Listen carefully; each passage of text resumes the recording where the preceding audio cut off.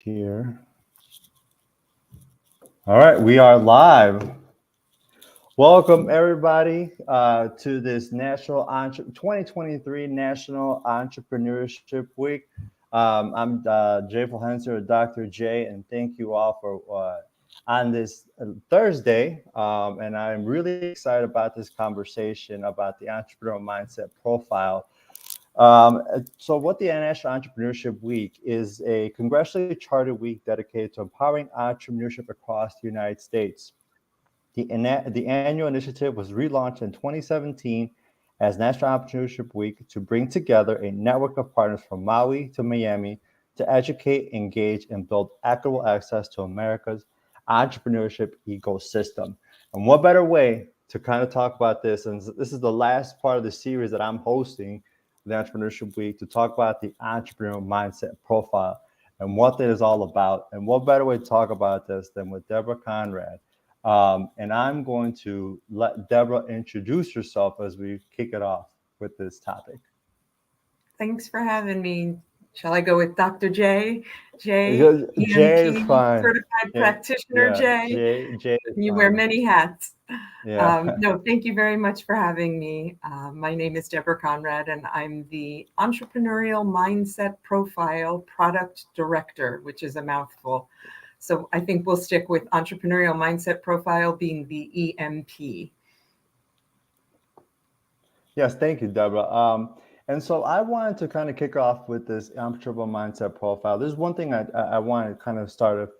What in the world is the entrepreneurial mindset profile? And I'll start with this. Why? Because I've noticed this over the last few years, like this word entrepreneurship, like everybody's an entrepreneur, right? And then all of a sudden this mindset is thinking, oh, entrepreneurial mindset, like I have an entrepreneurial mindset, I can start a business. But then you add the word profile, because I remember when I first heard about the entrepreneurial profile, I thought, oh, it's gonna read my mind about how great of an entrepreneur I can be, or I can launch my own business and I'm gonna have a great mindset, right? And all of a sudden it's like, oh, it's gonna define a profile for me that I can show off to people. But then I read into your website, I read into it, I was like, wait a minute, I don't think it's what I think it is. And all of a sudden, I got certified and I went through the whole thing, the training, the readings, and all that. But it's not what it is. So tell people, what in the world is the entrepreneurial mindset profile? Absolutely, absolutely. It is a validated and reliable online assessment tool. So it takes about 10 to 15 minutes to complete. And what it does, and I will share my screen here so you can see as well, it is going to show you, let me get this off here. It's going to show you where you compare your scores on skills and personality scales. So there are 7 personality, 7 skills scales that when the assessment was being developed, our researchers determined were the difference between entrepreneurs and corporate managers. So entrepreneurs versus non-entrepreneurs. And so the assessment is assessing the degree to which an individual is utilizing an entrepreneurial mindset. And what the researchers determined was that it was on these 14 scales that there was that statistically significant difference. And it was on all 13, you'll see the one on the bottom right there, interpersonal sensitivity is italicized, that the entrepreneurs were higher than the corporate managers or the non-entrepreneurs. And so they decided to name this the Entrepreneurial Mindset Profile. And so it takes a snapshot of your responses and shows you on these 14 scales where you are compared to those 2 norm groups. So that's the interesting take. Now, going from this entrepreneurial mindset, look at the skills. Why is it important for? Because if you look at the website, which I put up in the chat box here for those of you who are joining us here, it's emindsetprofile.com. Why should a college student take this, and why should someone who's working for somebody else or corporate manager or someone and an entrepreneur, why should they take this EMP? Absolutely. And it really is for anyone. We all just went through 3 years of COVID, right? And when the world shut down in March of 2020, we, if you look at that list, needed to be able to exercise these areas or these dimensions, right? We all of a sudden had to figure out how to work from home, how to, not have a lot of structure, but figure out how we can be persistent and achieve being able to succeed in keeping things going for our families, for our jobs. It's not just about someone who wants to start a business.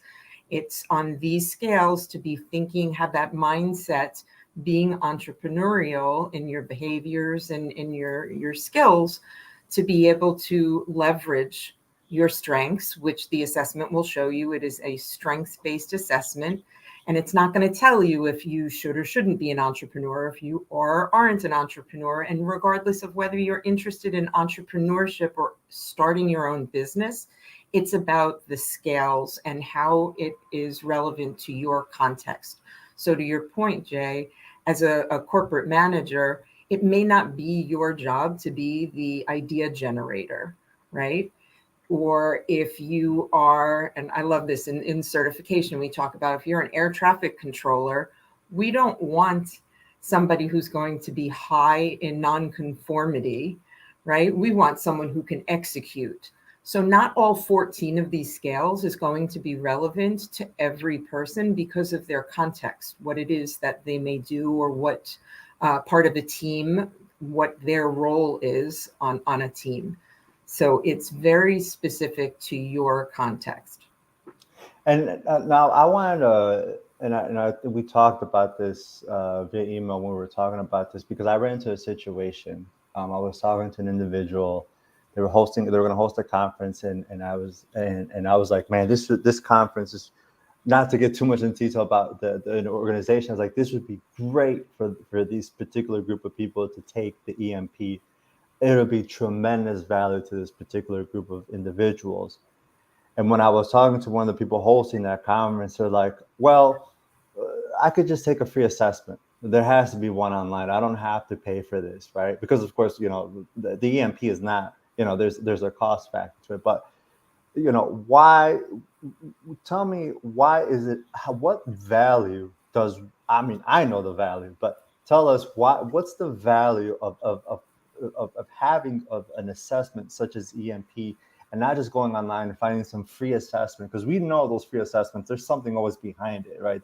Nothing is ever free. There's no free lunch. So what's the value of an assessment such as the EMP?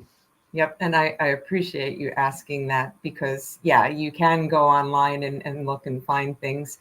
But first of all, we're a psychometrically sound assessment. We're validated and reliable. There's a journal paper about the development of the assessment.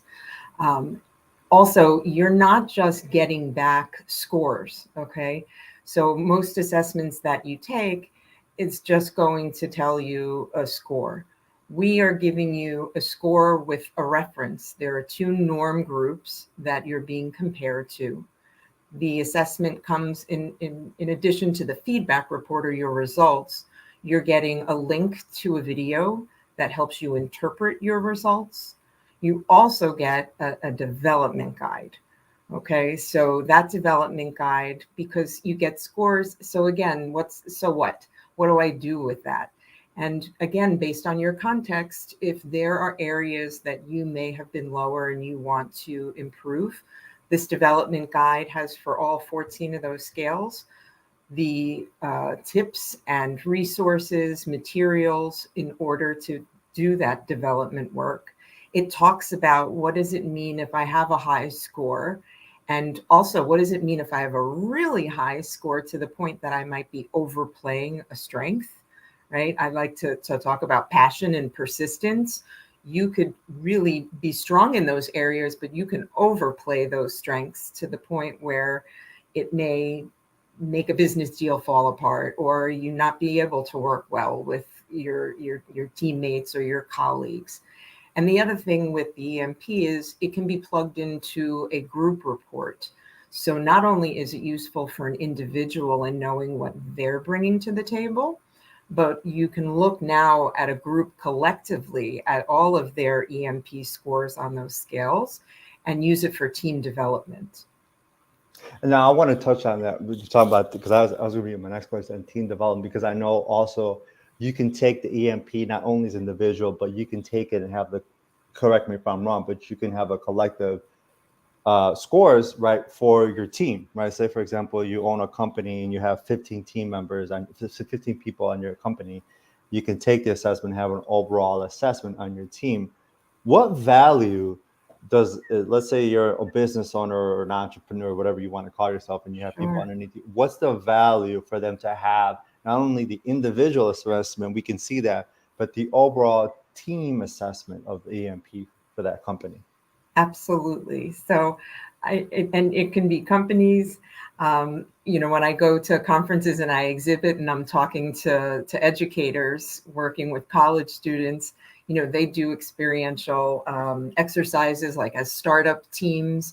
It's important to know when you come together as a team, what does that mean for your team, right? Because if you find out that in your team of 5, that you're all, for example, high on risk acceptance and very high idea generators, you may be stepping on each other's toes because you may be all high in the same areas.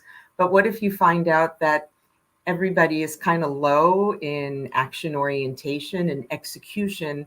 Where are all your great ideas and all of that capital that you had because everyone is into risk?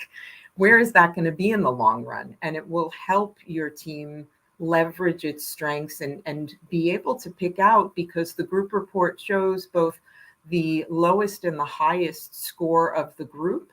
So there may be someone who is strong in an area where the rest of the team may not be. And now you're able to be aware of that and leverage that strength on behalf of the team. So I'm really curious to know, given, and you mentioned a little bit about a couple of years, but has there been an uptick in folks taking the MEP over the last few years? Did COVID bring up a spike? Because I think over the last 5, maybe 10 years, I've seen this uptick in entrepreneurship, right? Businesses, side hustles, whatever it may be, in this whole word entrepreneurship.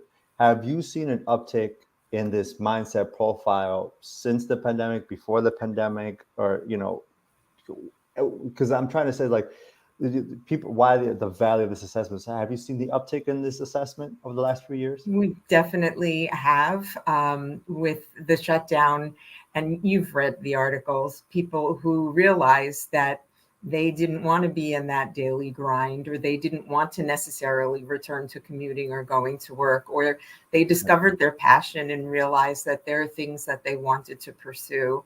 And there are a lot of people who, took the EMP off of our website.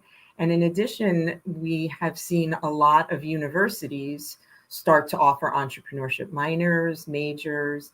There are schools like the Close School, that's part of Drexel in Philadelphia, that they are an entrepreneurship school.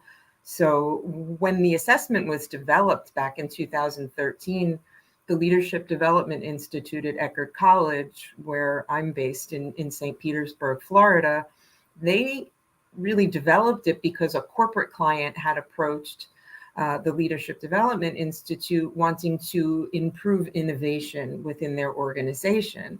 And because we do a lot of assessment-based training, we looked at the market. There really wasn't anything assessment-wise similar that could do this. And so that's when our researchers set out and decided to develop something on their own.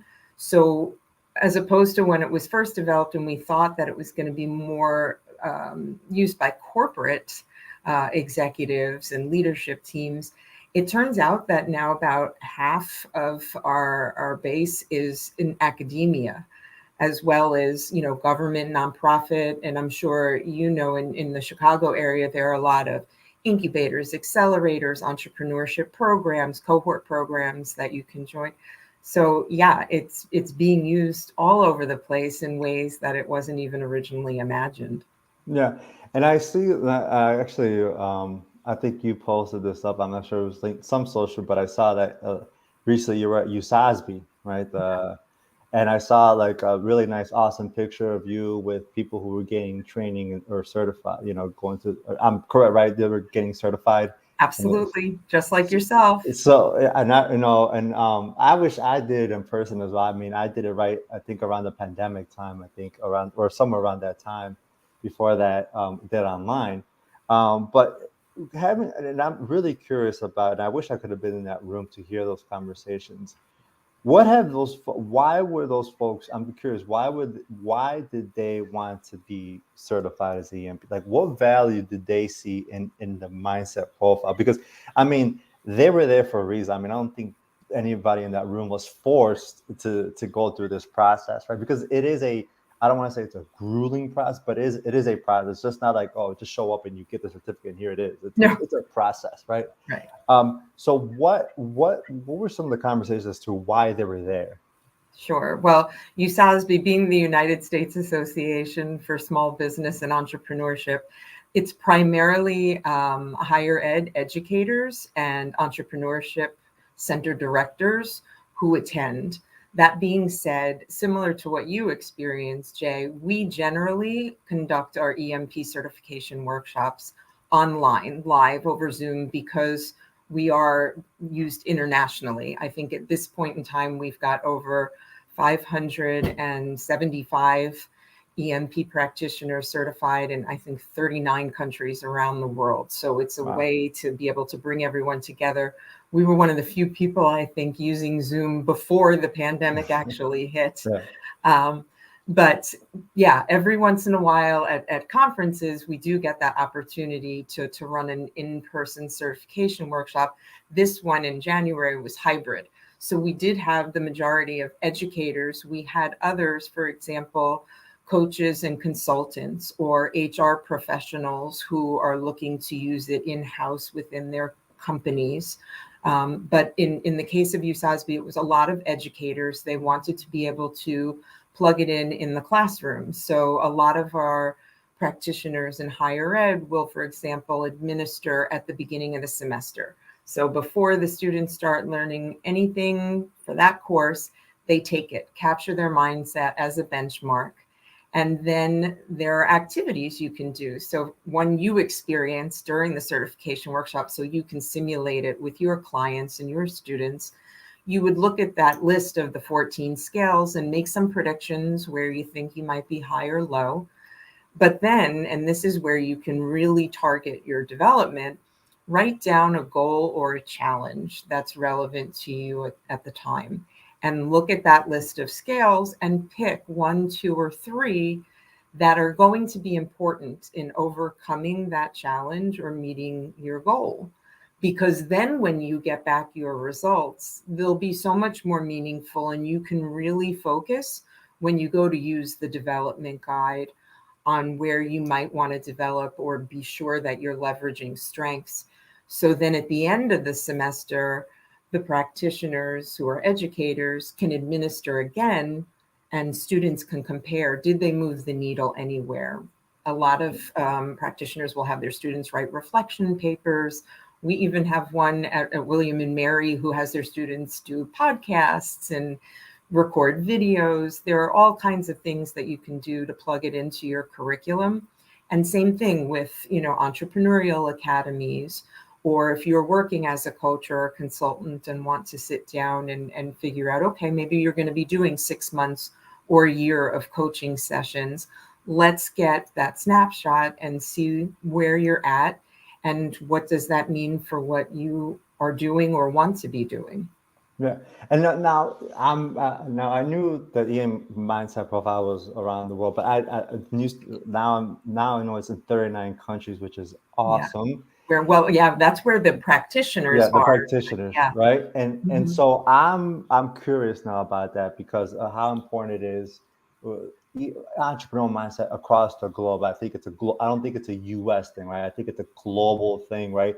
And the reason I bring this up is because I remember many, many, many years ago, I had the honor to be one of Dr. Michael Morris's students, who was very well renowned in the entrepreneurship academia world.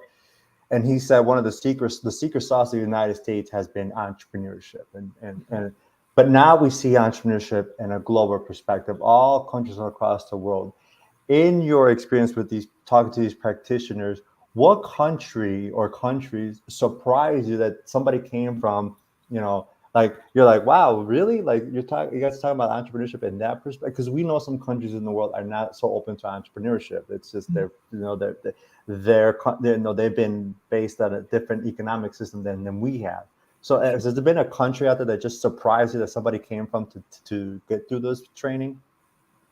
I don't know that I was surprised, but it's been really fascinating to see in different countries how or why they're interested in getting certified and using the assessment. So for example, we've got a master trainer. So he's a practitioner like yourself, so he can administer the assessment to others and then help their participants, their coaching clients, whatever it may be, go through their results for interpretation. But a master trainer can also certify somebody as a practitioner. And we have one in Colombia who is working throughout his city's Chamber of Commerce and in conjunction with a combination government nonprofit agency where they're trying to grow their economic status and really empower their communities to take up entrepreneurship to better themselves and their nation. So it's been interesting to see that. We've got a practitioner in Spain who works exclusively with female entrepreneurs in Spanish-speaking countries and ties in a lot of their initiatives with some of the United Nations sustainability goals. So it's more interesting than surprising, I would say. Yeah, that's awesome that it's a global, not just a U.S. perspective. As we're like about we were like 8 minutes or so here to the 30-minute mark, and I want to use this last few minutes or so to talk about the experience of the entrepreneurial mindset that I've had, right? Yeah. And my perspective, and I want to touch on this now that we know what the entrepreneurial mindset is about, the profile, how it's valuable assessment, not something that should just be, how it brings value to the individual and also to a team perspective and how it can be used. So I would say that in the entrepreneurial mindset profile, I've used it with students, and I've also used it outside of non-students. And I would say that the profile assessment has really been an eye opener. I don't think any time that I haven't not used it, right? Like there was not one person who was surprised, right? And I think you've probably seen it too. Even when you're training folks or you've done it with other folks, like they're always, oh, I thought I was this, or I thought I had this, but I'm not. I thought I was, I thought I was independent, but I'm really not. Like, and then they reflect back, like, and then they think about themselves, like, oh yeah, you're right, I'm not that independent as I thought I was. Well, that's one of the really great things about the EMP that's different from other assessments is in addition to getting your overall scale scores on those 14 dimensions, you can actually see the individual 72 assessment items.